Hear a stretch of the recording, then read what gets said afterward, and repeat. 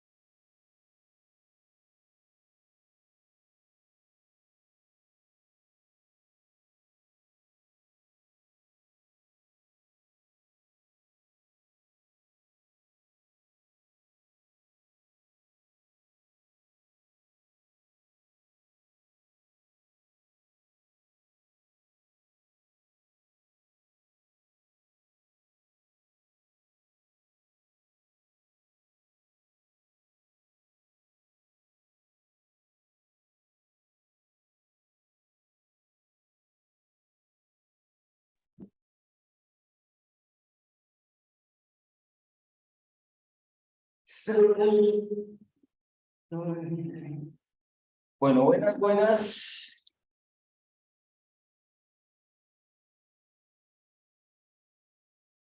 Buenas, buenas.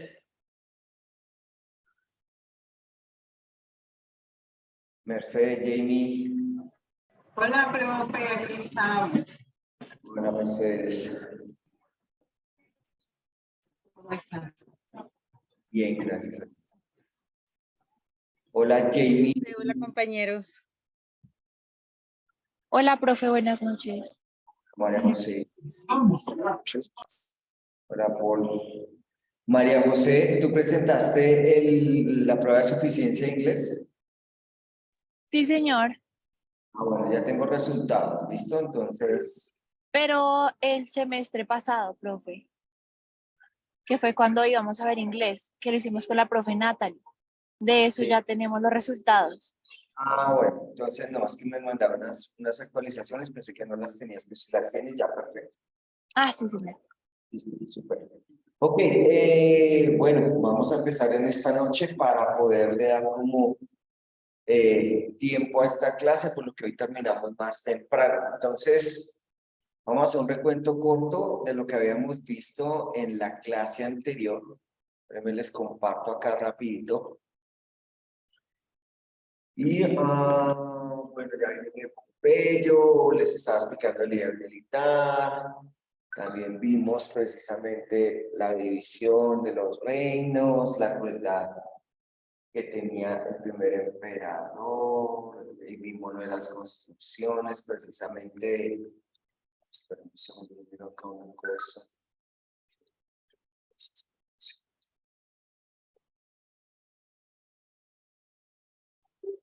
Ah, no, sí, sí, sí.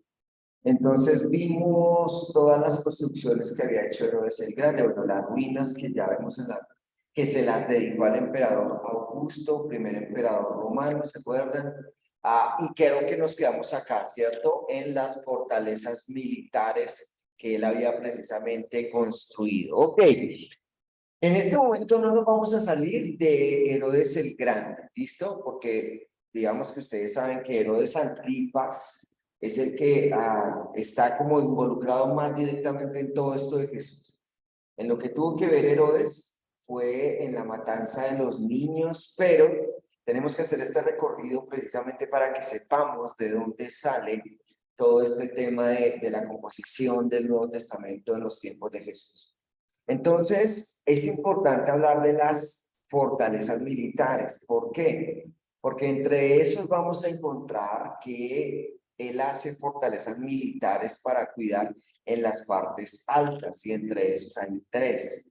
Esta, que es la primera, que es Masada, ¿cierto?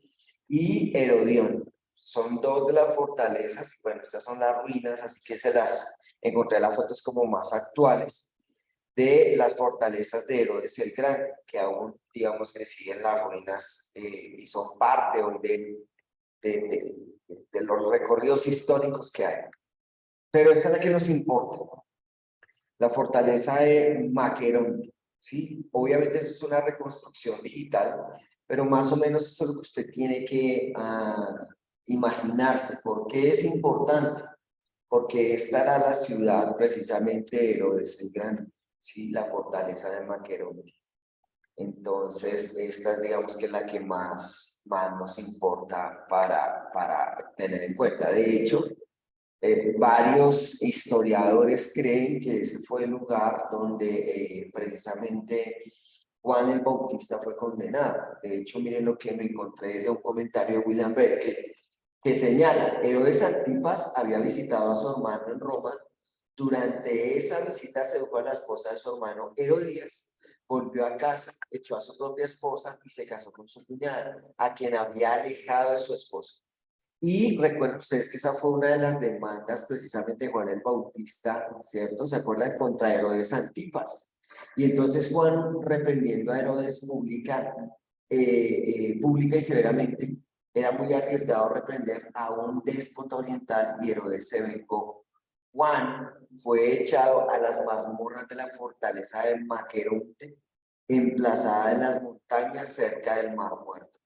Entonces, varias de las fortalezas que vamos a ver, precisamente los romanos, fueron utilizadas para dar juicio a muchos de los cristianos, y por eso a mí me parece importante este dato que ustedes saber, que una de las fortalezas precisamente de Herodes el Grande, porque parece que Herodes Antipas ya es el hijo, pero Herodes el Grande fue quien construyó Maqueronte, ¿sí? Y esa fue una de las principales fortalezas donde fueron llevados muchos de los cristianos del primer siglo. Entonces les voy a pedir que me ayuden buscando Lucas capítulo 3, versículo 18 al 20, rapidito. Ayúdenme por favor, Lucas 3, 18, 20, ¿qué dice? En cualquiera de las versiones, aquí sí no necesitamos, digamos que una versión específica. Lucas 3, 18, ¿qué dice? ¿Lo tiene alguno? Yo, profe. Dale, María José. Y con muchas otras palabras exhortaba a Juan a la gente y le anunciaba las buenas noticias. Pero cuando reprendió al tetrarca Herodes por el asunto de su cuñada Herodias y por todas las otras maldades que había cometido, Herodes llegó hasta el colmo de encerrar a Juan en la cárcel. Exacto. Entonces, ese es el respaldo bíblico de lo que les cuento. Muchos de los historiadores, perdón, precisamente ubican a Juan el Bautista en la fortaleza que ya le decía de Queronte. Porque ya ustedes conocen el texto bíblico y pues obviamente hay muchos que han escrito, entre esos Josefo, acerca de esta historia. Precisamente Juan el Bautista lo ubica en la fortaleza de Queronte. Entonces, otra de las grandes construcciones, porque me parece que estamos hablando de las construcciones, ¿cierto?, de Herodes el Grande, no fueron solo los fortines o fuertes militares o las fortalezas que acabamos de ver. También una de las cosas que se caracterizó de Herodes fue la construcción del Templo de Jerusalén.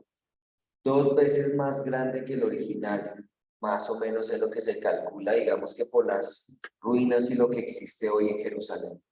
Entonces, una de las cosas que sí debemos prestarle atención para entender muchas partes de lo que los evangelios nos relatan es la ubicación o construcción del templo de Herodes. Entonces, ¿qué es lo que vamos a hacer en esta noche? Vamos a tratar de acercarnos a ese templo que precisamente construyó Herodes, ¿sí? Y que auspiciaban, pues obviamente, los sacerdotes de la religión judía. ¿Listo? Entonces, vamos al templo de Herodes. Es importante, antes de hablar del templo, ubicar, ¿cierto?, geográficamente algunos lugares que fueron importantes y que de pronto no se nos nombra. Pero, por ejemplo, está esta parte. ¿Sí ven que aquí se ve más clarito? ¿Se alcanzan a ver aquí este pedazo que está fuera precisamente del templo? Este lugar es muy importante. Ese lugar es este, se llama la Torre de Antonio, ¿sí? Aquí es donde se cree, por las historias y por la mayoría de personas, era el lugar que fue construido, se llamaba así por Marco Antonio, ¿cierto?, el emperador romano, y se cree que fue donde Poncio Pilato precisamente le dio juicio a Jesús, ¿sí? Entonces, más o menos, queda así a las afueras del templo, aquí. Aquí es donde se cree precisamente que Jesús fue judicializado, enjuiciado, condenado por Poncio Pilato. Estas son las ruinas, ¿sí? Pero miren que aún se conserva gran parte de la estructura. De hecho, cuando usted ve, grandes historiadores todavía se preguntan cómo hicieron para construir ese tipo de cosas, porque cada roca pesa alrededor de 2 toneladas, ¿sí? De pronto para los que trabajan en construcción, yo no sé cuánto podrá levantar una retroexcavadora, no tengo ni idea, pero yo calculo que pasa por ese peso y en ese tiempo no había retroexcavadoras, entonces la gente se pregunta ¿y cómo hicieron para que todo encajara, para poder subir? Esa es de las grandes enigmas de las construcciones de esa época. Sin embargo, pues imaginen que fueron tan fuertes que hoy, muchísimos miles de años después, todavía vemos ruinas y parte de eso. Entonces, esta torre de Antonia es donde se cree se juzgó a Jesús, ¿listo? Que vuelvo y los ubico acá, está fuera precisamente de la construcción del templo de Jerusalén. Ok, entonces, el templo en los tiempos de Jesús, si ustedes se dan cuenta, ustedes identifican este muro que está acá, se los estoy señalando. Yo sé que ustedes han escuchado de este Ese es el muro de los lamentos. Los lamentos. muro de las lamentaciones o los lamentos, sí, señores. Este es el único muro que está, digamos que de esa época aún de pie, ¿sí? Entonces es lo que yo les decía, eso es parte de pronto de los grandes enigmas de cómo hicieron para construir ese tipo de edificaciones y que hoy, después de tantos años, se mantengan, sobre todo por el peso y la calidad de los materiales con los que fueron construidos. Entonces es el famoso muro de los lamentos, donde muchos judíos hoy se siguen congregando. pero es muy interesante por lo que vamos a ver entonces a continuación. Entonces, en tiempos de Jesús existía el judaísmo, ¿cierto? Era fundamental en la capital de Jerusalén y sobre todo en el templo. Este era el lugar santo donde se movía la presencia de Dios, ¿sí? Este era el lugar, mejor dicho, número uno. Y entonces, lo primero que vamos a tratar de acercarnos es un poco a la estructura del templo para poder interpretar algunos textos. Entonces, lo primero que vamos a ver es precisamente el patio de los gentiles. ¿Listo? Pero antes digamos que del patio de los gentiles, voy a leerles eso que les escribí aquí. Entonces dice, el templo se encontraba en medio de una explanada, terreno, entre 300 y 500 metros, ¿cierto? Constaba de varias zonas cuyo acceso estaba muy reglamentado. O sea, la gente, ustedes y yo sabemos, no se podía mover libremente por el templo. Eso no era permitido. Es una parte fuera propiamente del templo, se encontraba en el patio de los gentiles, o sea, para los no judíos. Recuerde que los gentiles no son los que no son judíos. Entonces, esta parte que usted ve aquí, que señala, era hasta donde los gentiles podían llegar, ¿sí? Hasta acá. No podían pasar de ahí o si no podían llegar a la muerte. ¿Listo? Había un muro que era como lo que de una u otra manera se describe, no podían pasar. Entonces, ahorita vamos a hablar un poco del texto, pero esto nos va a permitir entender, por ejemplo, cuando uno ve la demanda de Jesús, ¿se acuerdan?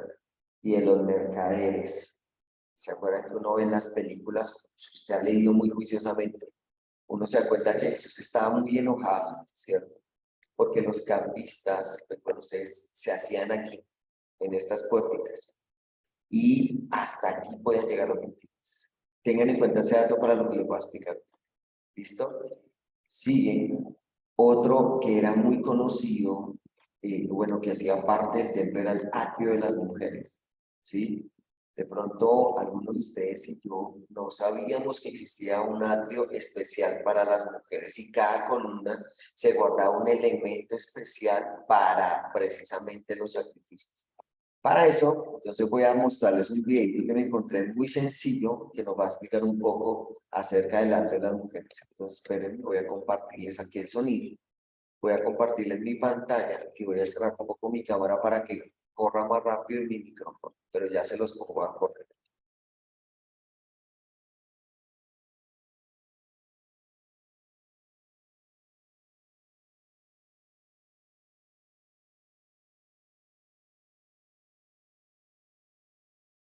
No, mentira, este no es el video, pero este fue una página que me encontré que explica muy bien, ¿cierto?, acerca de el patio de las mujeres. Entonces, el patio de las mujeres constaba de cuatro, ¿cierto?, de cuatro espacios alrededor de los atrios, perdón, del templo. Y una de las cosas que nosotros vamos a ver es precisamente esto. Espérenme. Aquí está. Entonces, me encontré esto bien. La primera se llamaba precisamente Lishkat Hashmani, la cámara de los aceites, ¿cierto? Esta cámara guardaba el aceite y el vino tanto para la menorá como para las ofrendas vegetales que también se sellaban en el aceite. Estaba el Lishkat Ametzorai, cámara de los leprosos, ¿cierto? Entonces, aquí, ¿quiénes iban? Esos leprosos que eran sanados, pero que tenían que purificarse, entonces en esa cámara tenían la oportunidad de purificarse para poderse presentar, ¿listo? Entonces aquí, por ejemplo, dice, las personas que padecían la enfermedad de lepra venían a llegar a este espacio del templo para un baño virtual y llevar sus ofrendas para la purificación total. En esta época se consideraba que la lepra, ¿cierto?, era una enfermedad que provocaba por maledicencia, o sea, por maldiciones. No es la misma enfermedad que lleva su nombre hoy en día, es diferente. Está el Ishkar Haetzim, cámara de los leños. En este depósito los sacerdotes revisaban las leñas que iban a ser puestas sobre el altar para quemarse en sus hogueras. Debían asegurarse que no tuvieran insectos o animales que arruinaran los árboles. Esto era, digamos, un ritual muy importante, o sea, algo que nosotros tenemos que ver, y primero y segundo libro de Crónicos nos habla un poco sobre eso, es que todo lo que se utilizaba para el oficio, para el servicio del Señor, tenía que estar perfecto, o sea, ahí no había error de absolutamente nada, y no podía haber ninguna cosa que no fuera perfecta para ofrecerla o para el oficio del sacerdocio. Está precisamente el Lishkat a Hanesim, que es la cámara de los nazarenos.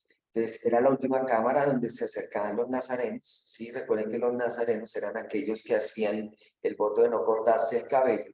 Estas personas prometían por un mes o más no tomar vino, no cortarse el pelo o impurificarse con muertos. Cuando terminaba ese periodo por el que prometieron, se acercaban al templo y llegaban a la cámara de los nazarenos, donde se cortaban el cabello y traían ofrendas, ¿sí? Entonces, note usted que cada uno de los lugares que fue construido precisamente para el templo tenían ciertas características especiales, ¿sí? Entonces, para que ustedes lo tengan en cuenta.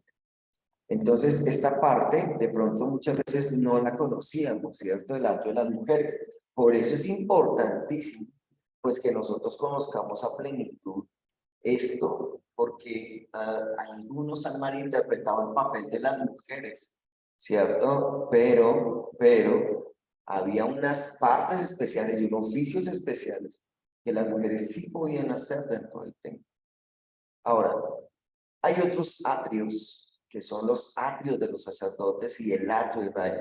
Algunos los conocen como el atrio de los hombres, ¿cierto? Entonces, para también, ahora sí les voy a pasar el videito. Esto era, digamos, que una página que me encontré interesante, pero voy a presentarles ahora sí el video para que ustedes, digamos, que podamos unir estas dos partecitas de las que estamos hablando.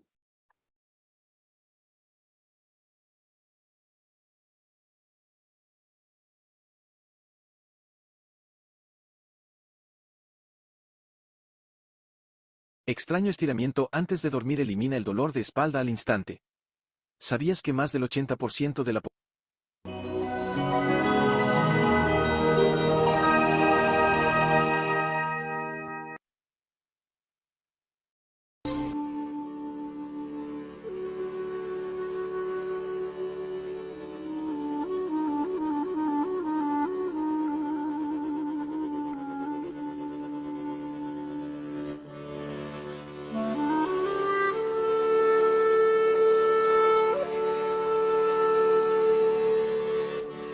Buenas noches, profe. Profe, es que no vemos nada.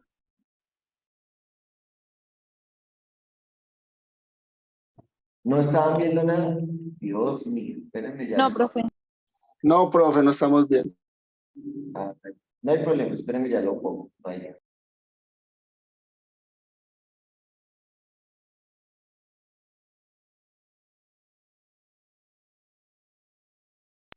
Ahí ya pueden ver. Sí, señor, muchas gracias. Vale, con gusto.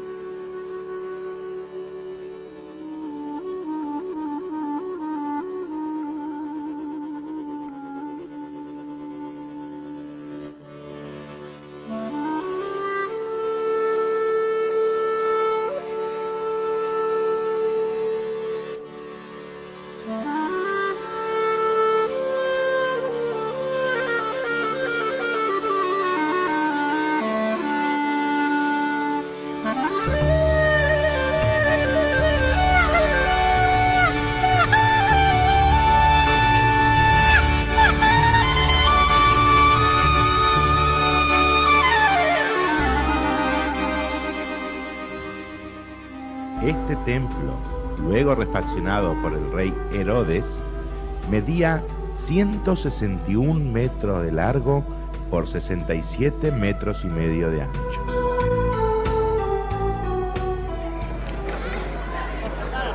El templo en sí está compuesto por 3 partes. El Ezrat Nashim, o patio de las mujeres, que medía 67 metros y medio por 67 metros y medio, y en sus vértices tenía 4 grandes recintos, cada uno de ellos de 20 metros por 20 metros. También había un balcón superior que estaba destinado a las damas. Pasamos a describir a continuación los 4 recintos que se encontraban en el patio de damas. El recinto que está en el vértice sur-este se llama Lishkat Ashmanim y era el depósito de los aceites y los vinos que se utilizaban durante las ofrendas. En el vértice sur-oeste encontramos Lishkat HaMetzoraim, el recinto donde los leprosos, luego de curarse, esperaban para traer su ofrenda en el altar y así purificarse totalmente. El recinto que se encontraba en el noreste se llama Lishkat HaEtzim, era el depósito de los leños para encender sobre el altar. Aquí, jóvenes Kohanim revisaban que estos no tengan gusanos o bichos. Y por último, en el noreste tenemos Lishkat HaNezirim. Aquí se cortaban el pelo aquellas personas que habían prometido ser un nazir o nazareno. Al finalizar el periodo de la promesa, traían una ofrenda y cortaban su pelo en este lugar. En el patio de las damas también se encontraba el pequeño tribunal, o sea, Sanedrín Aktaná, que estaba compuesto por 23 jueces. En todo el perímetro del Ezrat Nashim había un balcón que estaba destinado para las damas durante la festividad. Por último, vemos en el patio de las damas los 15 escalones que dan al Sha'ar Nicanor, portón de Nicanor, donde los levitas se paraban para tocar sus instrumentos durante las festividades. En ambos costados de esta escalinata hay 2 pequeñas habitaciones donde justamente los leviim o levitas guardaban sus instrumentos musicales. Pasando el portón de Nicanor nos encontramos con la Azara o patio de las ofrendas. Este patio estaba dividido por 2 niveles.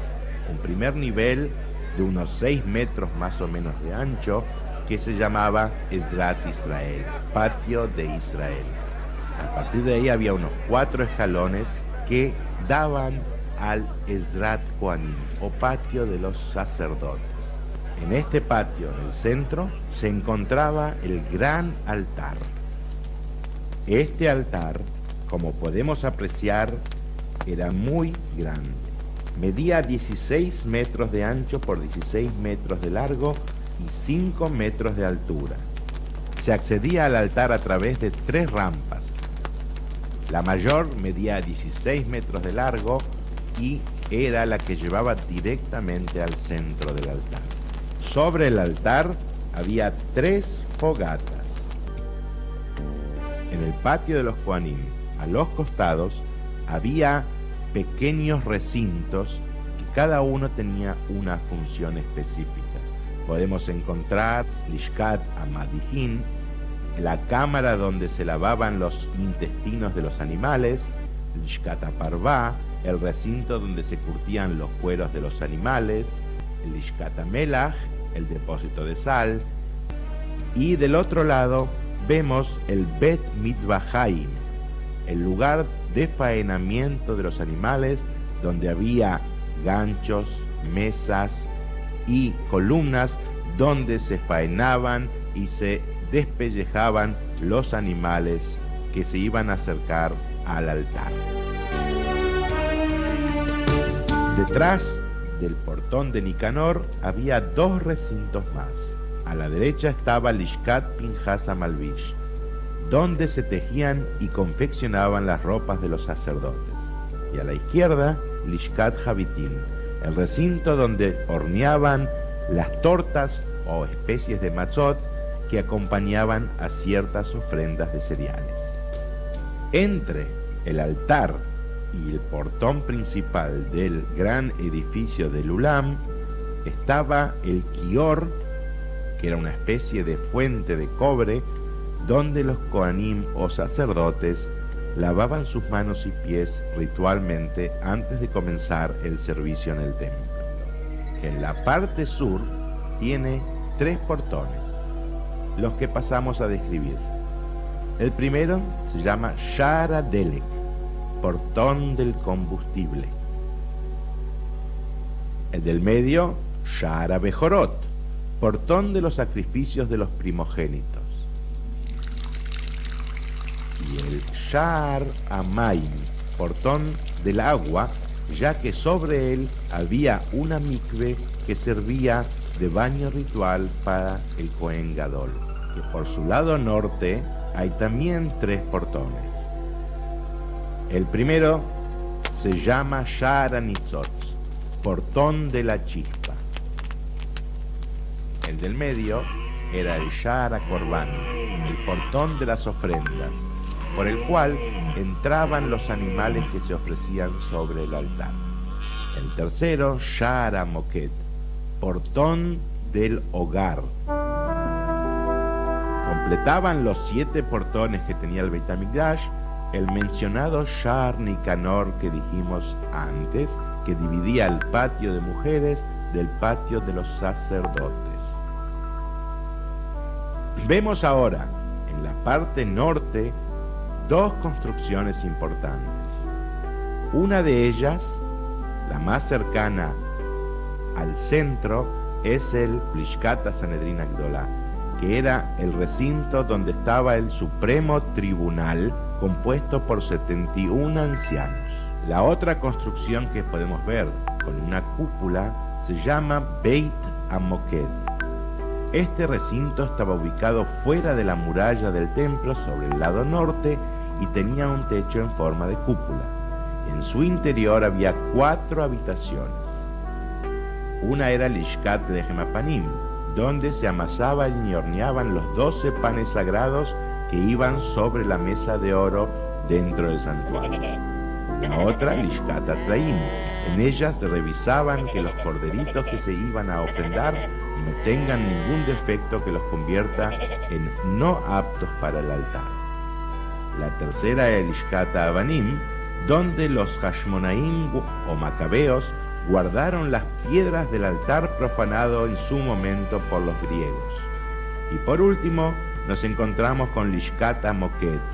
Desde esta habitación se bajaba a un recinto donde estaba el baño ritual, en el cual los sacerdotes se purificaban antes del servicio. Vamos a dedicarnos ahora al edificio central. Se llamaba El Ulam. Sus medidas eran de 50 metros de ancho por 50 metros de largo por 50 metros de altura, prácticamente como un edificio actual de 17 pisos de altura. Delante de su portón, que medía 10 metros de ancho por 20 de alto, había 12 escalones. En su interior estaba el Eijal, o sea, el edificio recubierto de oro que abarcaba el santuario y el santo santuario, el Kodesh y el Kodesh HaKodashim. Sobre el portón del Ulam había 5 vigas de madera trabajada, de las que colgaba una araña de oro donada por la reina Helena. A los costados de este portón había 2 gigantescas columnas llamadas una Yajín y la otra Boaz. Dentro del Ulam estaba el Eijal. Este medía en su interior 10 metros de ancho por 30 metros de largo.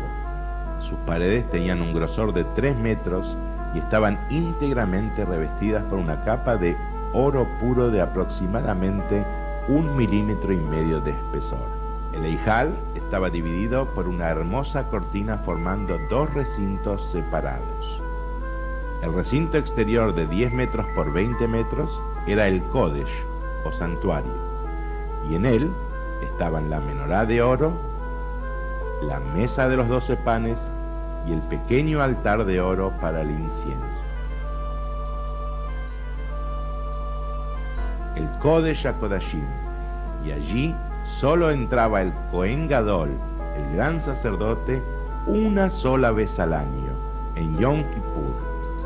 Allí estaba el Arón HaKodesh, el arca sagrada que contenía las tablas de la ley entregadas a Moisés por Dios.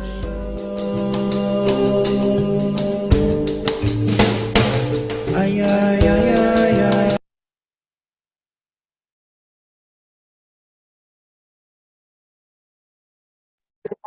Que hay cosas definitivamente que desconocemos del funcionamiento del templo, ¿cierto?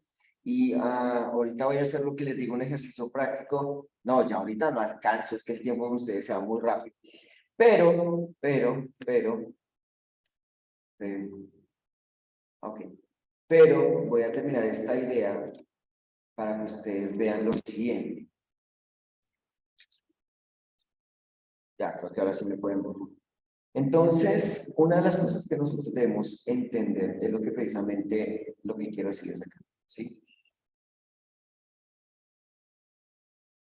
Cada lugar, cada función en el templo que Herodes permite construir o la reconstrucción del templo, una de las cosas que nosotros debemos entender es que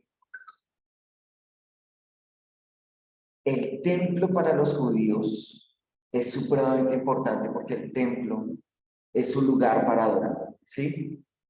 Pero cuando, por ejemplo, vemos escenas donde Jesús se enoja, se molesta, ¿cierto? Vamos a encontrar que la gente no le está dando el sentido a lo que Dios quería, ¿sí? Y cuando nosotros veíamos desde los macabeos cómo ellos intentan preservar la ley, ¿cierto? Y los fariseos aparecen, ¿cierto? Como uno de los grandes maestros que preservaban la ley. La gente estaba ya metiéndose como a un tiempo en el que simplemente estaba haciendo las cosas por rutina. Y hacían las cosas muy bien, entre comillas, pero estaban olvidando el sentido, ¿sí? Entonces, una de las cosas que empieza a cambiar es precisamente por lo que les escribo acá. Dice, la ciudad de Jerusalén vivía prácticamente del templo, que proporcionaba grandes ingresos, sobre todo en los días de peregrinación. No solo cuando los judíos de Palestina, sino también cuando habían los países extranjeros que venían a ofrecer sus sacrificios. Los mayores de 12 años, pagaban un impuesto anual equivalente a 2 días de su jornada. Para el mantenimiento del clero había que pagar el 10% de lo cosechado. Además recibía donativos y limosnas. Yo les hago una pregunta de manera personal. ¿Ustedes qué creen? ¿Que la limosna es bíblica, sí o no? ¿Usted da limosna? No, no me hagan cara de susto. ¿Dan limosna o dan limosna? ¿Sí o no? Sí, señor. Claro, nosotros damos limosna.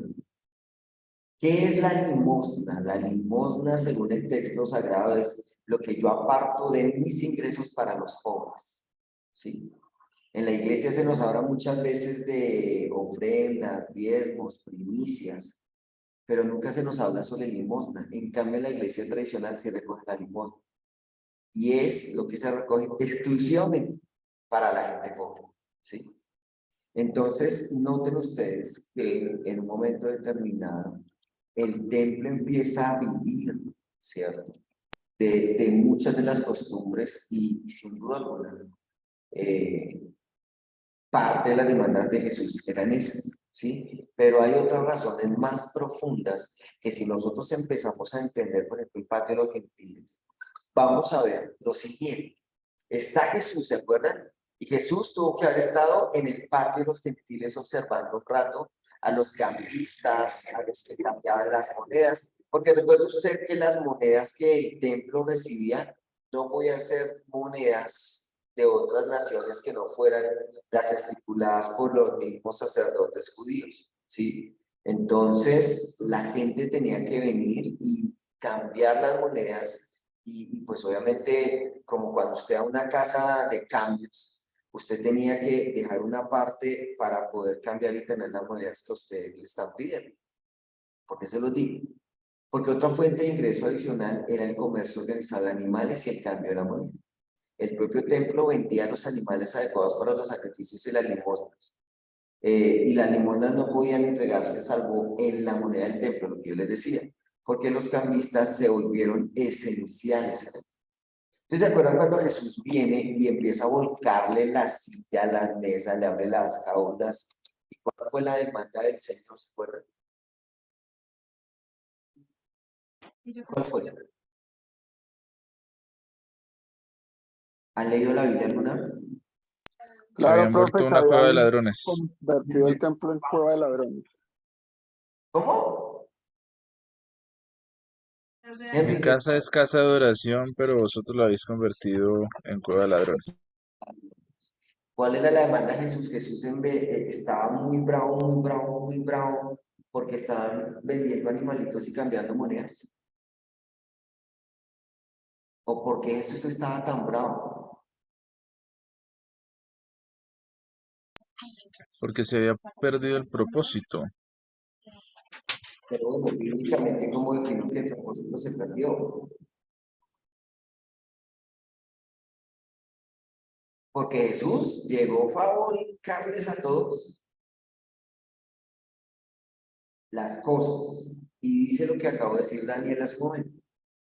Es que ustedes volvieron mi casa se la llama casa de oración, pero ustedes han vuelto una cueva de ladrones. ¿Qué quería decir Jesús? Jesús estaba molesto porque estaban vendiendo en el templo.